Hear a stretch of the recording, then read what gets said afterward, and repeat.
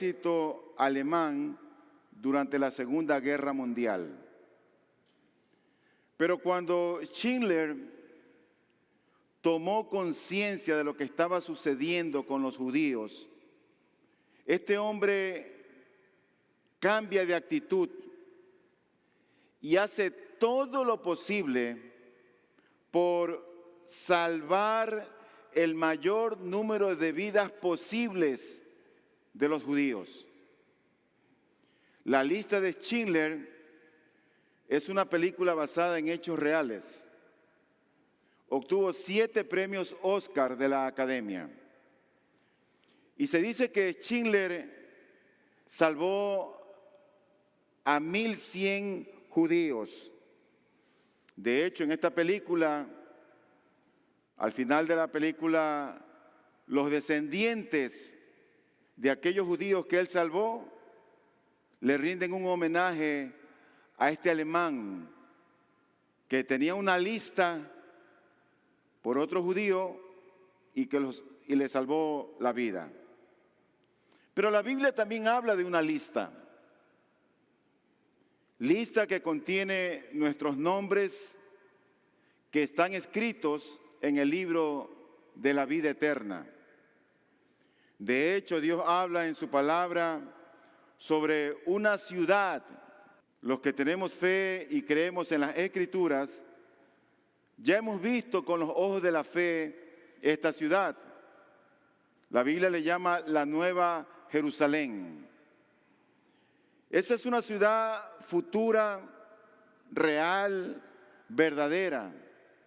Es una ciudad que existe. No es algo ficticio. No es que se le ocurrió a alguien hablar de una ciudad y a veces pensamos que todo está aquí.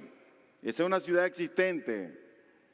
Y yo creo que todo aquel que lee la Biblia, todo aquel que cree en las Escrituras, todo aquel que conoce a Dios, debería apuntar hacia esa ciudad. Deberíamos estar anhelando un día vivir en esa ciudad. Digo esto porque en los tiempos actuales la gente busca Italia, España, Estados Unidos o cualquier otro país de su preferencia.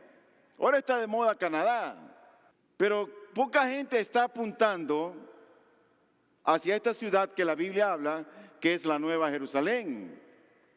Y oiga lo que Dios dice en su palabra en el libro de Apocalipsis con respecto a esta ciudad. Dice en Apocalipsis 21, la ciudad no tiene necesidad de sol ni de luna que la iluminen, porque la gloria de Dios la ilumina y el Cordero es su lumbrera. Las naciones andarán a su luz y los reyes de la tierra traerán a ella su gloria. Sus puertas nunca se cerrarán de día, pues allí no habrá noche. Y traerán a ella la gloria y el honor de las naciones.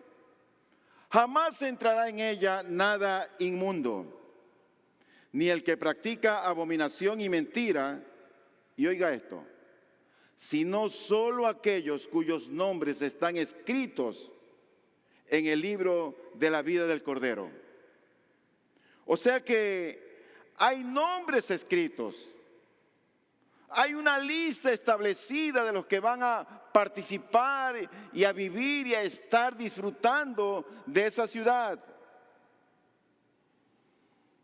Pero no es el único texto que habla acerca de esta ciudad. Dice en Filipenses, cuando Pablo escribe a esta iglesia, él le dice, en verdad, fiel compañero, en Filipenses 4, también te ruego que ayudes a estas mujeres que han compartido mis luchas en la causa del Evangelio, junto con Clemente y los demás colaboradores míos. Y oye esto, cuyos nombres están en el libro de la vida. Qué interesante saber que Dios tiene una lista. Qué interesante saber que Yo no escribo esa lista, ni escribo mi nombre allí. Ni siquiera tú puedes escribir ese nombre, tu nombre allí. Es Dios quien lo hace. Hay una lista donde existen, en otras palabras, nombres registrados, escritos en un libro al cual solamente Dios tiene acceso y al cual solamente Dios puede agregarlos o escribir sobre este libro. Eso yo creo que es algo positivo, de saber que hay una lista establecida. Pero también tienes que saber esto. También hay algo negativo con respecto a esa lista. Lo negativo es que habrá nombres que no van a estar en la lista, que no están actualmente en la lista, que no han sido considerados, que no han sido registrados. En otras palabras, no han sido agregados. El mismo libro de Apocalipsis lo menciona. Y en Apocalipsis 13:8 dice la Biblia: y la adorarán, hablando sobre la bestia, y la adorarán todos los que moran en la tierra, cuyos nombres no han sido escritos desde la fundación del mundo en el libro de la vida del Cordero que fue inmolado. Ahí está, por un lado, hay nombres que están escritos en un libro, pero otros no están. En Apocalipsis 17:8 dice así: la bestia que viste era y no es, y está para subir del abismo e ir a la destrucción. Y los moradores de la tierra, oye esto, cuyos nombres no se han escrito en el libro de la vida desde la fundación del mundo, se asombrarán al ver la bestia que era y no es y que vendrá. Hay una lista donde están escritos ciertos nombres y hay otros nombres que no aparecen en la lista. Pero hay algo más. En ese libro o en esa lista, no solamente que están registrados los nombres, también están registradas nuestras acciones. Ponte a pensar. Todas las intenciones de nuestro corazón, los pensamientos más oscuros que probablemente ni la persona que está al lado tuyo los conoce. Toda la maldad, todo lo que se cocina en esa cámara oscura del corazón y de los pensamientos, ahí están registrados en ese libro. Es decir, las acciones, lo que obramos. Y ciertamente las cosas que nosotros obramos es el resultado de nuestras motivaciones, de lo que hay en nosotros, de lo que hay dentro. Por ejemplo, en Apocalipsis 20 dice la Biblia así: y vi a los muertos, dice Juan. Juan fue, tú sabes, el que escribió el libro del Apocalipsis. Y Dios le dio una revelación de las cosas que vendrían a futuro. Por eso es que los cristianos conocemos el futuro, no porque lo estamos imaginando. Lo conocemos porque Dios lo dice en su palabra. Y Él dice: y vi a los muertos grandes y pequeños de pie delante del trono, y los libros fueron abiertos. Y otro libro fue abierto, que es el libro de la vida, y los muertos fueron juzgados. Oye esto: por lo que estaba escrito en los libros, según sus obras. Así que no solamente son los nombres los que están en un libro, también están las cosas que hacemos o dejamos de hacer.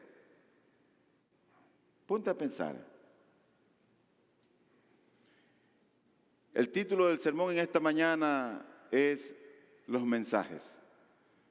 Vayan conmigo, por favor, al libro de Romanos, al capítulo 16. Después de haber visto esta introducción, quiero leer lo que va a servir como plataforma para el sermón del día de hoy, que está del versículo 21 hasta el 24.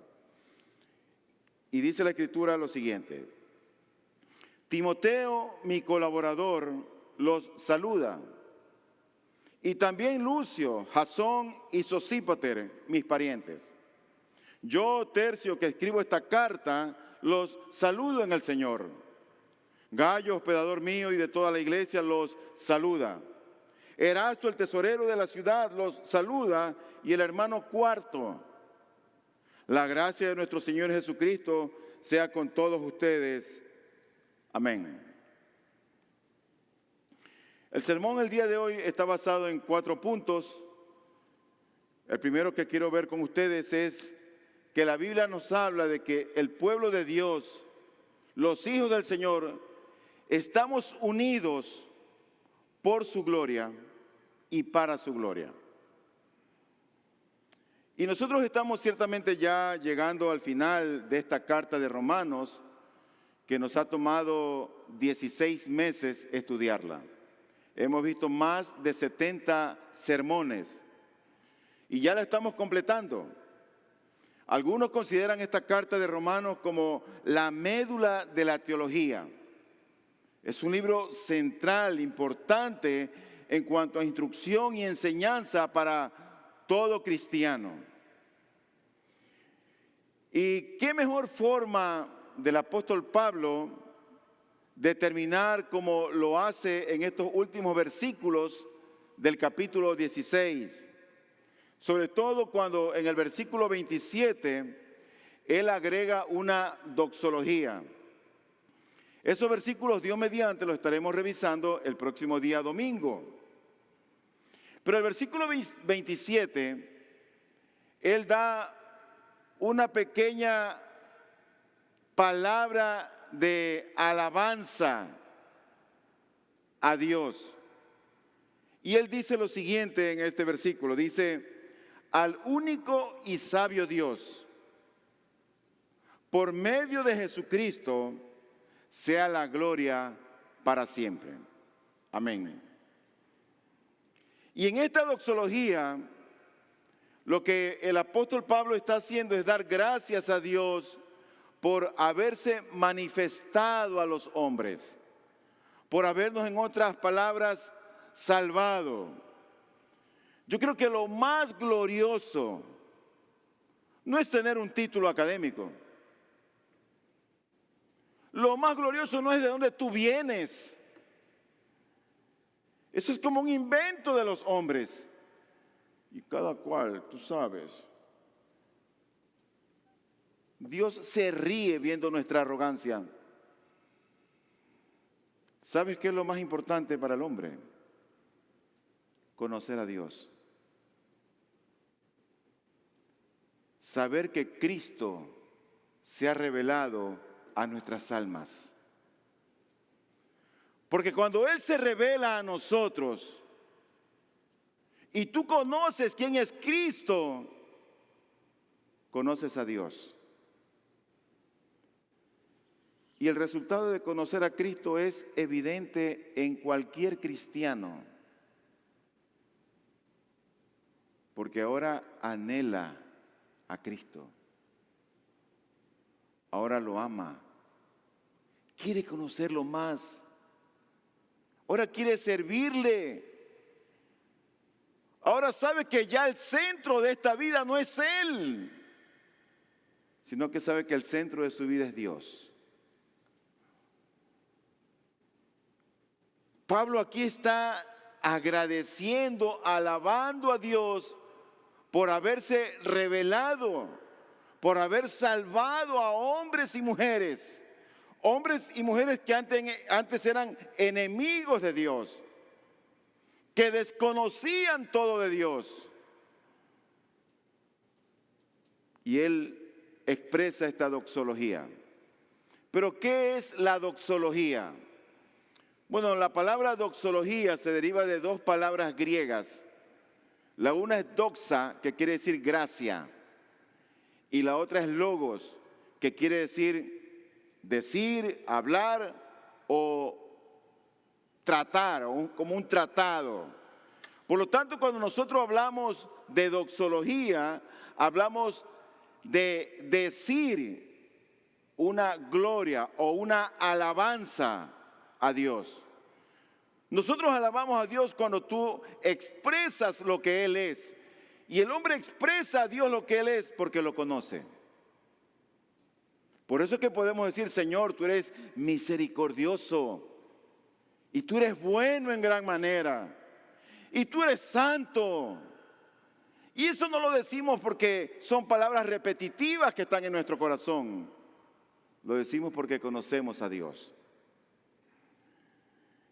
En otras palabras, la doxología es una manera sencilla de expresar a Dios, alabanza o gloria a Dios. En la Biblia hay muchas doxologías, sobre todo en el libro de los Salmos, pero también las hay en el Nuevo Testamento. Por ejemplo, en el Salmo 28:6, oiga esta doxología que dice así: bendito sea el Señor porque ha oído la voz de mis súplicas. Esa es una doxología. En el Salmo 72:18 dice la Escritura: bendito sea el Señor y Dios, el Dios de Israel, el único que hace maravillas. Esa es otra doxología. Pero en Romanos 11:36 encontramos otra. Porque de Él, por Él y para Él son todas las cosas. A Él sea la gloria para siempre. Amén. Pudiéramos seguir dando doxología tras doxología, pero no es la intención del sermón ni de este predicador. Pero antes de pasar a la doxología, nosotros debemos de saber que si podemos adorar a Dios y hacerlo para su gloria, es porque lo conocemos. Todo aquel que adora a Dios, todo aquel que tributa una alabanza a Dios, todo aquel que se humilla ante Dios, todo aquel que se rinde ante Dios, ¿por qué crees que lo hace? Porque lo conoce. Nada más. Porque somos parte de su iglesia y es porque estamos unidos a Cristo que nosotros podemos expresar adoración a Dios. Mira, lo más importante en el cristianismo no es venir a la iglesia. Porque tú puedes llegar a la iglesia y salir como entraste, vacío. ¿Sabes qué es lo más importante? Cuando entendemos que estamos unidos a Cristo. Y cada vez que tú lees en la Biblia y oyes una partícula en Cristo, eso significa unión con Cristo. Por eso que el cristiano está unido a Dios por medio de Cristo en su muerte y también en su resurrección. De hecho, el bautismo es un símbolo de eso.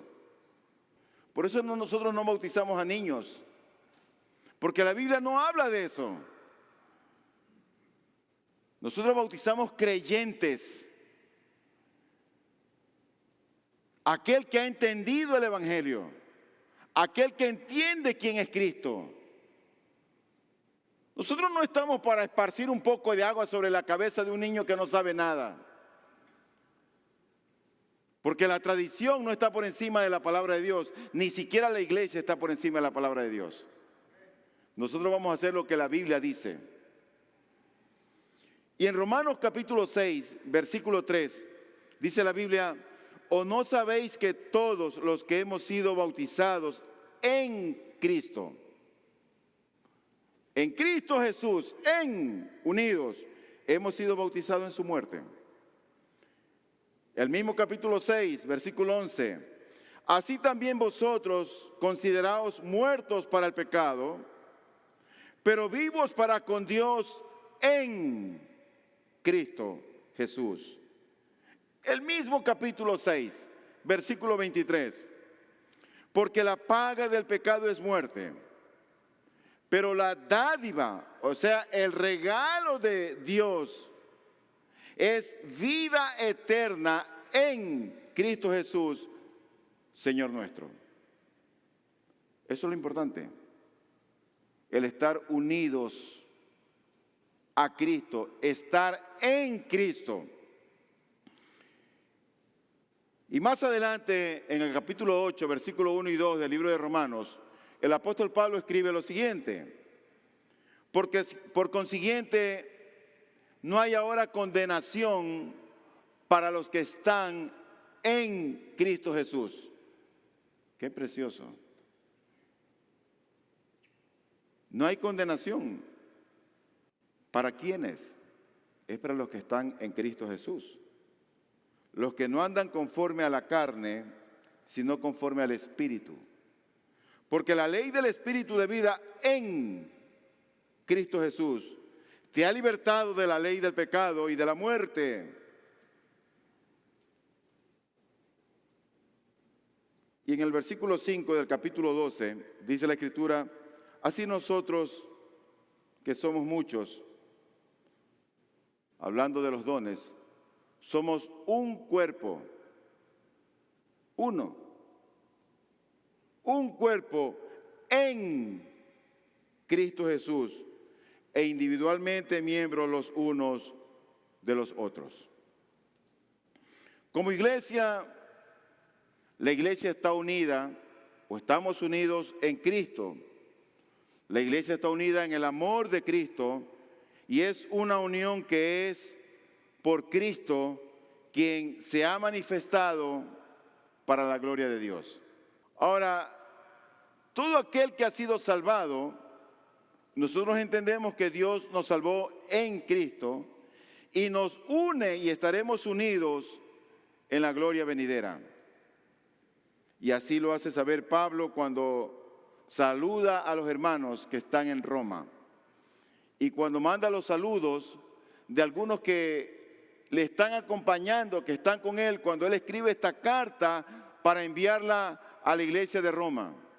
Pablo está en Corinto y hay algunos hermanos que están con él, que le están acompañando.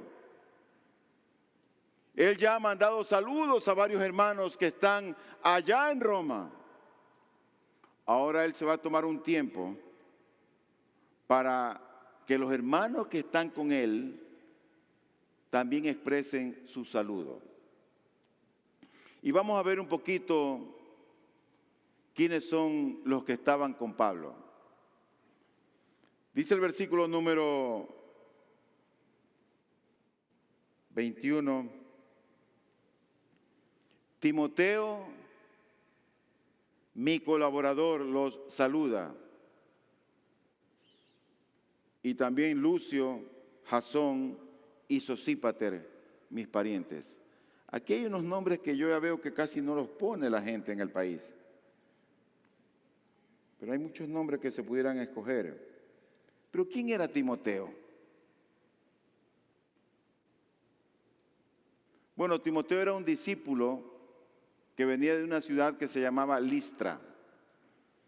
En Hechos 16 dice la Biblia así: Pablo llegó también a Derbe y a Listra, y estaba allí cierto discípulo llamado Timoteo, hijo de una mujer judía creyente, pero de padre griego, del cual hablaban elogiosamente los hermanos que estaban en Listra y en Iconio. Ahí está el testimonio de este hombre. No es que lo adulaban, este hombre tenía buen testimonio delante de Dios, delante del apóstol y delante de la comunidad. Quiera Dios que nosotros demos siempre buen testimonio delante de otros.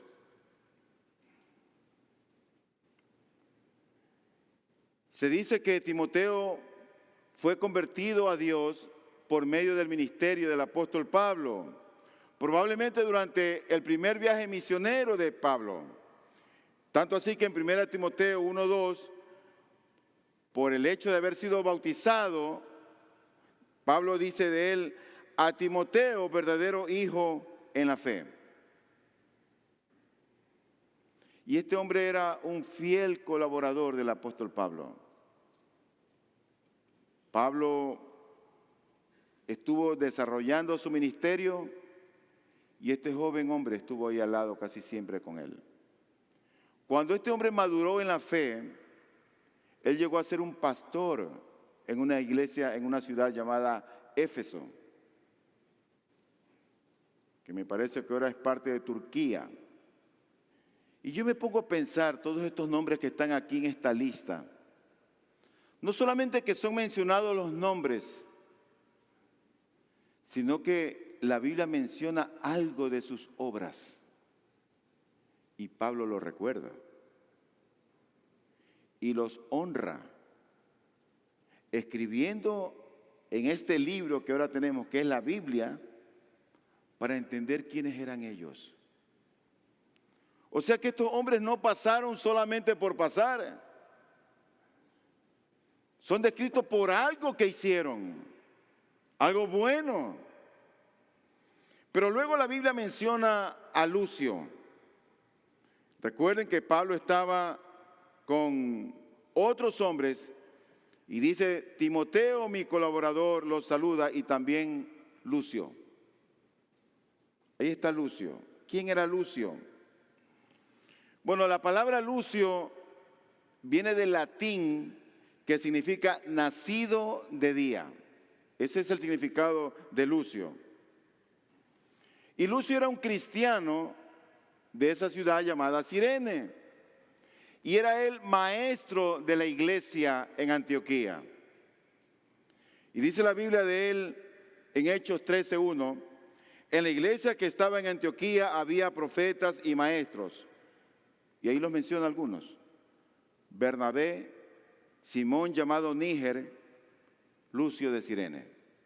Y menciona a otros más. Pero a mí me encantan esos detalles que tiene Dios acerca del hombre. Es como que Dios no solamente está registrando los nombres, sino que para Dios también es importante lo que hacen, sus obras. Y luego la Biblia menciona a Jasón y a Sosípater, dos nombrecitos especiales. Y dice el versículo número 21: Timoteo, mi colaborador, los saluda, y también Lucio, Jasón y Sosípater, mis parientes. No se dice mucho acerca de Jasón y de Sosípater. Se dice que eran judíos, porque cuando la Biblia dice, o Pablo expresa, mis parientes, no debemos tomarlo en el sentido de que eran parientes de sangre, sino que eran paisanos suyos, eran conciudadanos de él. En otras palabras, no eran gentiles, sino que eran judíos. Y Pablo, o la Biblia describe en el libro de Hechos, en el capítulo 17, cuando Pablo y Silas llevan el evangelio a una ciudad que se llama Tesalónica. Pablo estaba dispuesto a predicar la verdad de Dios. Él quería que la gente conociera quién era Cristo, que entendiera el evangelio, y él llega a esta ciudad. Y en Tesalónica empieza a predicar el evangelio. Nosotros deberíamos ver estas acciones del apóstol Pablo y pensar a cuántos le hemos predicado el evangelio esta semana. ¿A quién le hablamos de Cristo esta semana? Digo esto porque a veces nuestra vida es infructuosa, o sea, sin frutos. Pero yo lo que creo es que nuestra nación necesita conocer a Cristo. Y si tú no predicas el evangelio, Si tú no hablas de Cristo, no esperes que vayan a bajar ángeles del cielo para que hagan lo que al cristiano le corresponde hacer, hablar de Cristo. Y mira lo que pasa en Tesalónica. Dice Hechos 17:4. Algunos de ellos creyeron. Él predica y algunos creyeron. Y se unieron a Pablo y a Silas junto con una gran multitud de griegos temerosos de Dios y muchas de las mujeres principales. Pero los judíos, llenos de envidia, llevaron a algunos hombres malvados de la plaza pública, organizaron una turba y alborotaron la ciudad, asaltando la casa de Jasón. Ahí está Jasón. Parece ser que Jasón los hospedaba. Asaltando la casa de Jasón, procuraban sacarlos al pueblo. Al no encontrarlos, arrastraron a Jasón y a algunos de los hermanos ante las autoridades de la ciudad, gritando: esos que han trastornado al mundo han venido acá también. Y Jasón los ha recibido. Ahí está este hombre que fue un hospedador del apóstol, de Silas y de otros creyentes. Y por respaldar la obra de Cristo, se metieron a su casa, lo sacaron de su casa y lo arrastraron. Pero el apóstol Pablo siguió predicando y él iba de ciudad en ciudad, en su primer viaje misionero, en su segundo viaje misionero, en todos los lugares donde él estaba, él iba predicando el evangelio hasta que llega a una ciudad que se llama Macedonia. Y dice la Biblia en Hechos 24, y lo acompañaban Sópater de Berea, hijo de Pirro, Aristarco y segundo de los tesalonicenses, Gallo de Derbe y Timoteo, Tíquico y Trófimo de Asia. Bueno, hay algunos autores que dicen que este Sópater podría ser muy probablemente el mismo Sosípater que menciona el versículo 21 de Hechos 16. Luego la Biblia menciona a otro hombre que estaba con el apóstol Pablo y que envía los saludos. Y el versículo 22 dice lo siguiente, dice: yo, Tercio, que escribo esta carta, los saludo en el Señor. Era común en aquellos tiempos que el autor tuviera como una especie de amanuense o de secretario que escribía lo que el autor decía. Y el que escribe esta carta es este hombre llamado Tercio, que quiere decir tercero. Cuando tú ves un nombre como Tercio, como Cuarto, generalmente eran esclavos. Les ponían estos nombres así a propósito. Y Tercio o tercero era un cristiano a quien Pablo dictó la epístola de los romanos. Era el secretario de Pablo para esta carta. Y eso era algo normal. Pero ¿quién creyera que este esclavo podía estar ahora registrado en el libro de la vida eterna para gloria de su nombre? Luego menciona a otro hombre llamado Gallo. El versículo 23 de Romanos 16 dice: Gallo, ya no era solamente Jasón, Gallo, hospedador mío y de toda la iglesia, los saluda. Gallo, hospedador mío.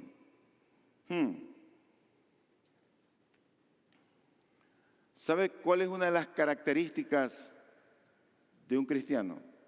Una de las características es que es un hospedador. Practica la hospitalidad. Él sabe que lo que tiene y lo que es no es porque se lo merece, no es porque se lo ha ganado, ni siquiera es por su esfuerzo. es porque Dios se lo ha dado. A veces decimos mi casa, mi carro, mis hijos. Dios nos ha dado muchas cosas, muchas bendiciones por pura gracia. Nosotros solamente somos meros mayordomos y administradores de lo que Dios nos ha concedido. Y un día daremos cuenta a Dios de todo lo que Dios nos confió, de todo. De cómo educamos a nuestros hijos, del ejemplo que le dimos, cómo tratamos a nuestros cónyuges, cómo tratamos al prójimo. Por lo tanto, lo que tú y yo tenemos es una obra de la gracia de Dios. Y sabe que cuando el cristiano recibe a alguien en su casa, lo está recibiendo en la casa que Dios le ha dado. Y uno llega a ser, en su momento dado, un hospedador en la casa de Dios o la casa que el Señor nos ha concedido. Por eso dice la Escritura que este hombre llamado Gayo, este era un cristiano de Corinto. Cuando Pablo escribe esta carta, él estaba en Corinto. Y Pablo había tenido, o este hombre habría tenido el privilegio de haber sido bautizado por el apóstol Pablo. Y no solamente le había ofrecido hospitalidad a él, sino a toda la iglesia. Mira lo que dice la Escritura en Hechos 19, 29. La ciudad se llenó de confusión y a una se precipitaron en el teatro, arrastrando consigo a Gayo y a Aristarco, los compañeros de viaje de Pablo, que eran de Macedonia. En Hechos 24 leemos lo siguiente: lo acompañaban Sópater de Berea, hijo de Pirro, Aristarco y segundo de los tesalonicenses, Gayo de Derbe y Timoteo, Tíquico y Trófimo de Asia. Y en 1 Corintios 1:14 dice el apóstol Pablo: doy gracias a Dios que no bauticé a ninguno de ustedes excepto a Crispo y a Gayo. Hay dos hombres más que la Biblia menciona en estos cortos versículos que escribe el apóstol Pablo, que es el nombre Erasto. Generalmente la gente al día de hoy pone nombres porque suenan bien. Esa es la forma como ponemos los nombres. Los nombres combinados que hoy se utilizan es que suena bien. O a veces hemos tenido un compañero en el colegio, en la universidad, que nos gustaba el nombre de él o de ella, y a una persona, y arrastramos ese nombre y se lo ponemos a un hijo nuestro. Pero los nombres antiguamente eran puestos por el significado, no porque sonaban bonito. Hubo un tiempo en que estaba de moda el nombre María José, y todo el mundo que naciera María José, María Fernanda, y ese era todos los nombres que habían.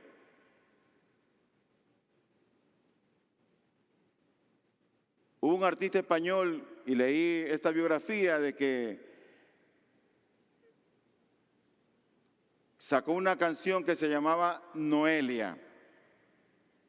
Y en España este artista, después que compuso esa canción, que fue muy popular y que gustaba, empezaron a nacer todas las Noelias.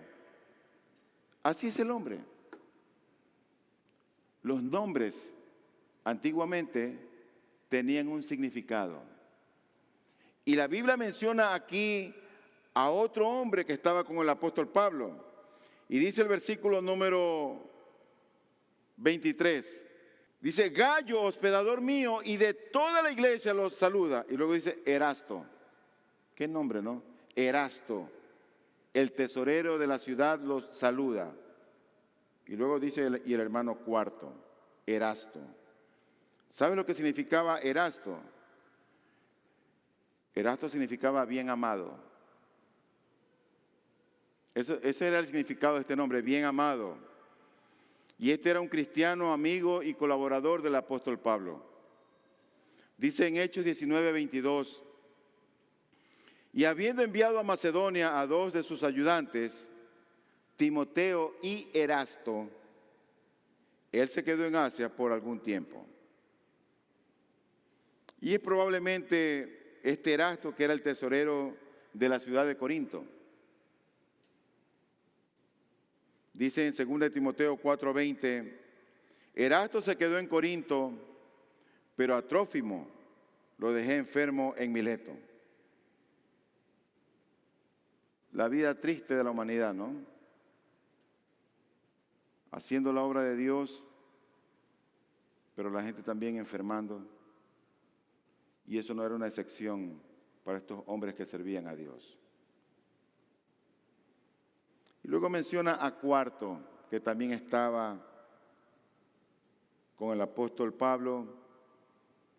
Y como ya dije, Cuarto era un nombre que se utilizaba para los esclavos que habían sido libertos.